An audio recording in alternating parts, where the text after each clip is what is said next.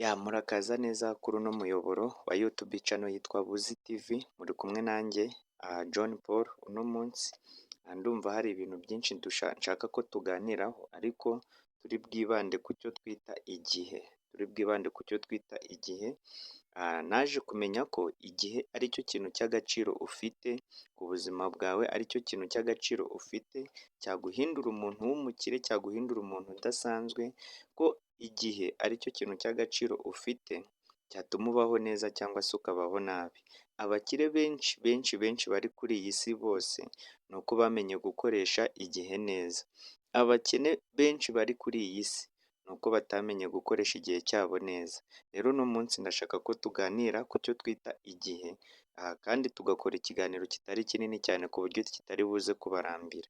Niba uri mushyashya kuri uno muyoboro wa YouTube channel yitwa Buzi TV, gukora subscribe byo ntago nakirirwa mbikubwira cyane, kuko nawe urabizi ko hano higira ibintu byinshi.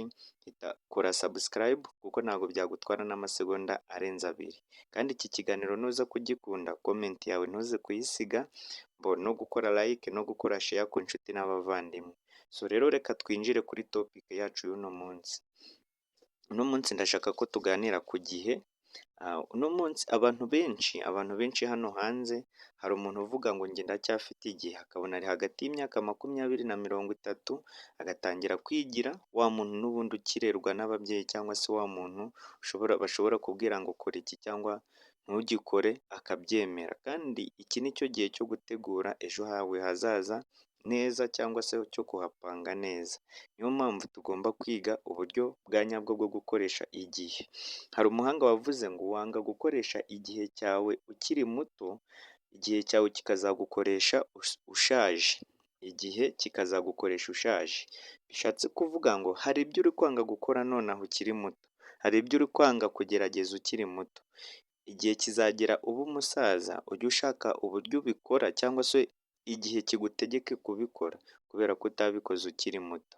Hari abantu benshi bakuru, mujye muganira n'abantu bakuru. Hari abantu bakuru mushobora kuganira none bakakubwira ngo njyewe ikintu nicuza mu buzima ni uko nzi ko hari ibintu nari mfitemo amahirwe yo kuba nakora mu myaka yanjye yo hasi ntakoze, uno munsi nkaba njya nshaka kubikora kandi bitaba bigishobotse. So nshuti yanjye, wowe rero wamaze kumenya ino YouTube channel yitwa Buzi TV, ibyo ngibyo ntibizakubeho. Abahanga benshi ubundi bavuga ko hagati y'imyaka 20 na 30 aba ari imyaka ku muntu wese. Umuntu ufite iyo myaka nta bintu byinshi byo guhomba uba ufite, nta bintu byinshi byo kuba wavuga ngo ndahomba ibi ngibi uba ufite. Ni imyaka rero yo kugerageza ibintu byinshi bishoboka, ukagerageza ugakora iki byose ukabinyuraho, ku buryo ugera mu myaka 30 waramaze gukora ku bintu byinshi, ubundi ukava mu myaka 30 hagati ya 30 na 40 wamaze guhitamo ikintu kimwe muri bya bindi byinshi wamaze kugerageza. Ugomba kugendana nacyo, akaba ari cyo kizaguhindurira ubuzima.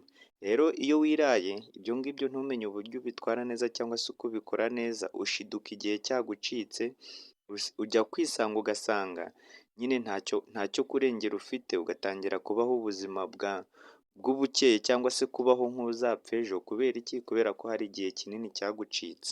Ibi ngibi bitume uhita utekereza, turacyari gutekereza ku kintu cyitwa igihe. Utekereze ku musaza w'imyaka 45 muhuriye ku ishansiye yagiye gusaba ikiyede. Nawe uri urubyiruko, uri umusore, uhahuriye n'abagabo, uhahuriye n'abagore n'abakobwa, mwese mwagiye gusaba ikiyede. Sasa wowe uri hagati y'imyaka 20 na 30 ugiye gutekereza, wibaza ati ese uriya musaza w'imyaka 45 ni uko yavutse nabi, ni uko nta mahirwe yigeze agira, ni uko byagenze ute kugira ngo abe ari gusaba ikiyede nanjye naje kugisaba? Ibyo ngibyo ubitekerezeho. Noneho nurangiza urebe kuri enjeniyeri wawe, urebe kuri bosi wawe, urebe kuri kabita wawe, abo bose nubarebaho urasanga uwo musaza baruta. Uhite wibaza ngo se ni uko yavutse, ni uko atagize amahirwe, ni uko byagenze ute? Buriya hari igihe cyageze ahura n'amahirwe menshi, agera igihe cyo guhura n'ibintu byinshi ashobora gukora, ariko akajya yirara. None igihe cyarageze, igihe kimukoresha bya bindi yakabaye yarakoze kera kubera ubuzima arimo, ni igihe noneho kiri kubimukoresha.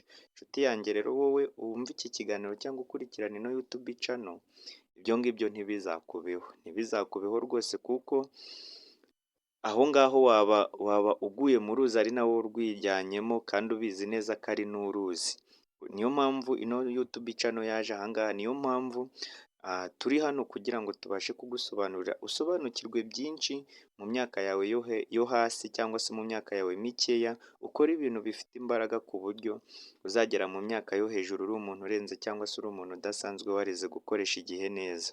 Tukivuga ku gihe, aka kanya abakire benshi bagura amasaha y'abandi bantu, bagura igihe cy'abandi bantu, bakabahereza akazi, bakaguhemba nk'ibihumbi 100, 200 cyangwa 300 cyangwa na 400 na 500. Icyo gihe umenye ko ni amasaha yawe waguze. Ayo masaha yawe waguze, aguze amasaha y'abantu nk'ijana. Nagura amasaha y'abantu 100, mwese mukora amasaha 8 ku munsi, uraza gusanga akoze amasaha 800 kandi ayakoze ari umuntu umwe. Kubera iki? Wowe yaje akugura ya masaha, amaze kukugura ya masaha agukoresha ibintu bye, bya bintu bye iyo yagukoresheje byabyaye umusaruro, ariko we yaguhembeye ya masaha. Bishatse kuvuga ngo wamukira azinjiza amafaranga menshi kuko yize uburyo agomba kugura igihe cyawe cyangwa se yize uburyo agomba gukoresha igihe cy'abandi mu nyungu ziwe. Niyo mpamvu uno munsi twese tujya mu kazi. Ndabizi ubwo mvuze ibi ngibi abakire barandeba nabi, ariko buri muntu wese nawe uri mu kazi gira ishyaka ryo kuvuga ngo nanjye nzagira ibyanjye, njye mpereza nanjye abandi bantu akazi, kuko nta gihe na kimwe abantu bataba bakeneye akazi, kuko abashomeri hano hanze ni benshi cyane, ni benshi rwose. Niyo mpamvu rero tugomba kwiga gukoresha igihe neza. Birashoboka ko ushobora kubanza kunyura aho hantu kugira habe process yo cyangwa se ari process yo kugira ngo bwa buzima wifuza kuzabamo cyangwa se kuba gukoresha igihe cyawe neza bizagera ujye ugikoresha neza. Rero niba uzi neza ko hari ubuzima ubayemo igihe kigucika cyangwa se ukirara ukavuga ngo ibi nzabikora ejo, igihe ufite ni none. Niba ushaka kubaho neza, baho neza none kuko iki nicyo gihe ufite cya none. Niba ushaka kwambara neza, ambara neza none kuko igihe cyawe ni none, ntabwo igihe cyawe ari ejo, kuko ejo ntuzi uburyo hazaba hameze, ahubwo utazisanga ejo hari igihe kiri kugukoresha ibintu wagakoze none kandi n'iby'ejo nta gihe cyo kubikora ufite. Rero tubeho ubuzima bwuzuye, tubeho nk'ababayeho none kuko nta nicyo gihe dufite gikomeye cyane. Rero iyi ni part 1 cyangwa se ni igice cya mbere tuvuzeho tuvuga ku gihe, mu cyimbo cy'uko nanze ko ino video yiyongera. Wenda hagize n'ikindi gitekerezo cyangwa inyunganizi washyira hano hasi muri comment, ubundi nkazabagezaho n'igice cya kabiri kivuga ku gihe, kugira ngo twese tujye tugendana nta kurambirana kandi tukanahigira ibintu byinshi. Ibi ngibi tuba twize, ikiba gisigaye ni ukubishyira mu bikorwa guys, ni ukubishyira mu bikorwa kuko uru rubuga cyangwa se ino channel nta kindi ibereyeho, ni ukugira ngo igufashe gusobanukirwa ubuzima, igufashe kumenya ibintu byinshi tubayeho muri ubu buzima twitiranya cyangwa se dufata mu buryo bumwe cyangwa n'ubundi. Rero aha ngaha ndabizi ko nta kintu uzahabura. Niba uri mushyashya cyangwa se niba ugejeje aha ngaha utarakora subscribe, reba ahantu handitse subscribe uhakore, ubundi wandike na comment yawe, ukore na like, ubundi ukore share ku nshuti zawe. Ndabashimiye, mukomeze kugira ibihe byiza.